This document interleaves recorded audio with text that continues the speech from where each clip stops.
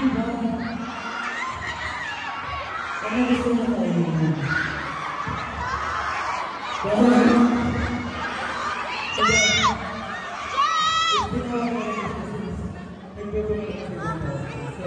It's very nice seeing you guys here. So many people want to be hello.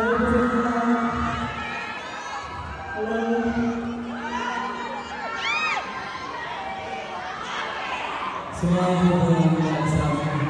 Kami po isang nag-training ko sa Korea po 1 year and 2 months. Pagkakalimutin po namin last year in our break. Kaya tama yan, ito pinag-perform ko niya ay goes sa gusto niya. So, aside from those, we actually released a Tagalog song from Baby, right? Yes, that's